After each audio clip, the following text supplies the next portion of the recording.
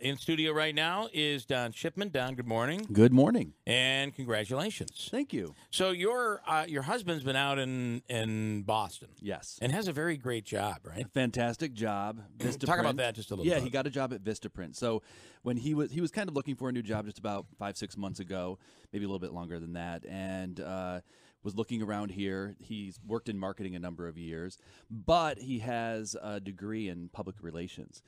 So it's just been one of those things where he's had every job he's had has concerned marketing, and he wanted to really get into public relations again. And kind of casted a wider net. We decided on, let's look in Boston, and right away he got a job in Boston. That's pretty cool. So he got a job at Vistaprint, and we believe it was his work on our radiothon that I think so too. landed the gig. So. Yeah. That's what made him. Oh no! I'm leading with that just because you've been traveling back and forth. Because you're here, he's there. I know the Mass Pike. I know the Thruway now. Those every pothole. The state police on the Mass Pike like to sit on the right-hand side of the highway. As soon as you cross the border, there's a little section right there. Yeah. Yep. Not good. As soon as you get there, people just forget how to drive. It's the craziest thing. You get on the Mass Turnpike and they don't know how to drive. It's crazy. Yeah. So now you've landed something in Springfield, which is far closer. Yes, and it is. You'll be leaving. You've been here for 15 years. I've been in the Utica market for almost 20 years now. Wow. Started at WUTR, and then I was briefly in Binghamton, but still on WUTR because of it was a Clear Channel station. I remember when that you know all how that all went down. works. They simulcast and stuff like that. And then they gutted the place. And then they did. Yeah. And then they started over, and they're doing well now. Yeah. And then I ended up at WKTV, so I've done a number of things at WKTV. What is when you look back on all of this? I made a list. Okay, because you knew I had to ask that question. 15 years becomes a blur. Wait. What's the question? I don't know the question. What are your favorite things that you've covered? The favorite things you've done? Oh, news-wise. Okay. Yeah, I thought you were going to ask him restaurants, places to go. And we're I have a list there too. He's got a list. And this could go back 20 years. I mean, there's not tons. to mention that you grew up here, right? Yeah, no, I did. I grew up here. I mean, there are a number of stories. I mean, I grew up watching the news here, so I mean, there's a number of stories in that aspect too. But Lyle Bosley, and, yes, the memories. But no, I for the past 15, 20 years that I've been working in the business, I mean, I think the biggest story that we've had in a long time is really this downtown hospital. Quite honestly, and I know that's probably maybe it's because it's a recent memory, but. That's been a really interesting thing to cover. And then just honestly downtown development. And, over the years, just driving in and back and forth to work, I always took Genesee Street going on, driving down through. And to watch more people actually walking downtown over the past 5 years compared to 10 years ago. So I mean I think that's a huge story for the city of Utica. Do you get yelled at about this? Because why is it I'm the one that gets screamed at? Like when we talk about downtown Utica? In a positive way, like, oh, you've consumed the Kool-Aid. Listen, we've been here for a long time. We've been here for a long time. I've never seen it seem so real. Not to mention there are cranes over Utica, which we have never seen in our modern lifetime. There's a vibrancy to the downtown district now that there more than there ever has been in a long time since I've been working here in this market. I don't know. I mean, we kind of lived it. We when we got married, we bought a house in South Utica. We did everything we're supposed to do when you get married. You buy the house, you move in, and you start fixing things up and stuff like that. And then I actually did a story on the Landmark building, and it was gutted, and the Pezzolonellas were working on developing that and showing us the restaurant what it was going to look like. And I remember coming home that night and saying, what, this is going to be incredible.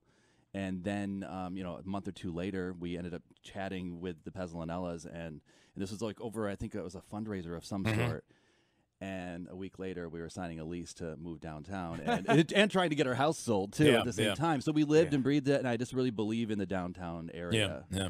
I think when we talk about downtown, I don't think that we are excluding other areas of our city. I think that it all trickles out to the suburbs as well. And the hospital downtown, Do you give an opinion on that? I'm not going to give an That's opinion why on downtown hospital. That's why I get yelled at. That's the difference. Probably. Yeah. But you know what, though? I will say this. When it was first revealed where the location would be, because we had been, I know Kristen Copeland was working on this for a number of months. You know, she had it narrowed down to like 3 or 4 different locations, and she had done stories on that. And when we finally found out for sure that the desired location was going to be downtown, I was surprised that there was so much controversy. I was taken off guard, actually. Yeah. I was just surprised by how many people were opposed to it. That doesn't mean I'm for or against it. I can honestly see all different sides of it. Sure. Everyone has a great argument for Yeah, it. no where one it wants should anybody be. to lose their property, and whether it's eminent domain or whatever it is. But you're right. I kind of felt the same way. Like it's gonna be, when it's all said and done, the entire downtown there is going to be transformed. Yeah, and I never understood the argument that, you know, the city skyline is going to change.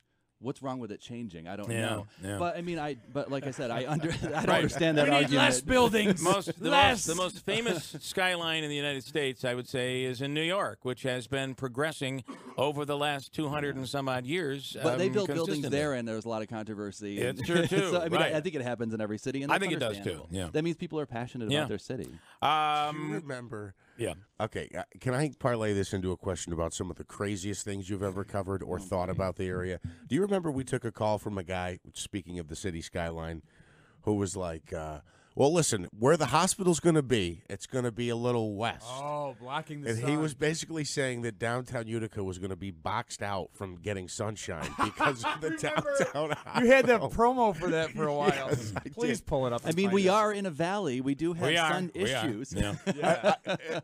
Kind of. I will tell you, there is some truth to, like, my backyard. We moved into 3 years ago. We moved my backyard, and later in the day, you're out in your backyard, where the house is positioned, and it faces east and west. Yeah. When that sun goes, it goes down much faster on my backyard than I ever remember it, because the house gets in the way. So structures can. That was a ridiculous argument. I get it. But, so do you have a crazy? I mean, you get emails and phone calls all the time. I mean, we joke a lot at the station. We get phone calls about robins every spring. People Saw my first robin. My first robin. Yeah. Well, you know, things like that. But that's always fun. It is what it is. Here's what I always tell people, and I tell this to our new reporters. They'll get their first email and critique or criticism. What I always say to them is that it's a good thing and a bad thing. And the good thing is that the majority of the people that do email you, they're welcoming you into their home. They see you as a part of their family. So if you're a family member, I can say anything to you if you're my family. Yeah. So that's a good thing. They're welcoming you into your home. So At the same time, I think they go too far. Like you were one of the featured talents on Topics for a long time, right? I mean, that's All the what we time. Was found that out a big about. day for you when they got I rid think, of that? I think me and Jill, I think we topped that for WKTV. Yeah, absolutely. I want to ask you, and I didn't even think I was going to go down this road, but you did something on KTV. The fact that you're married, Mm-hmm. and you're Married to a guy. to a guy, Yeah. and your wedding was your wedding reception and wedding was featured on WKTV in this conservative audience, in this somewhat conservative community. That was extremely brave. But it shouldn't have to be brave. It should be something you could enjoy like everybody else. What was that like, taking that enormous step on WKTV and in media in this area? Well, first of all, it wasn't necessarily planned that it was going to work out that way. It became legal in the process of our wedding planning. Oh, okay. The original goal was that we were going to, we had already planned it out. We were going to get married in Massachusetts the week before and then have a reception here. And then over the summer, it became legal in New York State. So we said, hey, let's just do it all together and have it here in New York State, and all our family And now can be there. it's a news story now. When you really think about it. Yeah, and then it did. It became a news story. I was, growing up watching WKTV, I knew that when someone at the station got married that was on air, specifically if it was a news anchor on air, the station would cover it. And I purposefully didn't even ask anyone in management about it. And the reason being was because this is all on me too. I was scared that they were going to say, Don, we just can't do it. Yeah. Because of whatever reason. And that was all me thinking internally, being nervous. And I think every that's probably true for many gay people, that experience. But had the wedding, the reception, TV shows up, and I was, okay, this is pretty incredible. Wow. Yeah. And I went to my boss, Steve McMurray, was the news director at the time. Now he's the GM. And I thanked him. And he just said to me, one, it's the right thing to do. And two, it is legal here in New York State. Yeah. It's what we do. I'm shocked that there was no discussion before. Like there was no discussion. I mean, maybe there was discussions at higher levels involving you, but not involving me. Wow. Yeah, and that was by design on my part, just because I didn't want to go there. Sadly, 20 years prior, they would have been complete, and maybe even 2 years prior to that. Yeah, it would have been completely kept quiet. But the thing here though is that, you can look at my social media right now and you see the response of people and the demographics. It's elderly to young people who are supportive. Yeah, and that was the case directly after the wedding. I remember Adam and I we had a lot of family in from out of town, so we literally went to the mall. We just let's go to Target. We had to pick up some stuff, and I had 65-year-old couples coming up to us, congratulating us. So this area is accepting. That's the one thing I've learned throughout this process is that, yes, New York's a blue state, up here red probably, right? Sure. But I don't think that really matters. Well, I do think that you should not allow it to be glossed over, the fact that you really did change things and you paved the way for probably a lot of people, a lot of young people. I appreciate you saying that. I think that's big. I've gotten a few emails from some young people who say that they grew up watching me and knew that I was gay and married. So yeah, I mean, I don't take that lightly. I have 2 minutes. Just tell us about what you're going to be doing, and you're heading off to Springfield, right? So heading out to Springfield, my last day at WKTV is on the 17th, and then I start right up on the 22nd. So that's the following Monday. Oh wow! Yeah, and no break. No break. But we're pretty much already moved out there. So, but yeah, I'll be doing pretty much the same thing I'm doing now. I'll be working my same hours, which I go in now right around 4 o'clock in the afternoon, and I work until midnight, little thereafter. And here I anchor, obviously, the 5, 6, 10, and 11. There I'll be co-anchoring the 10 and 11, and I'll be a member of their investigative team. The investigative thing's They got to have be an very investigative exciting. team there. Yeah. So, and that's one of the things that kind of piqued my interest with this station was the fact that they had this investigative unit, and it's something new for me to do and to really, to learn. So. Yeah.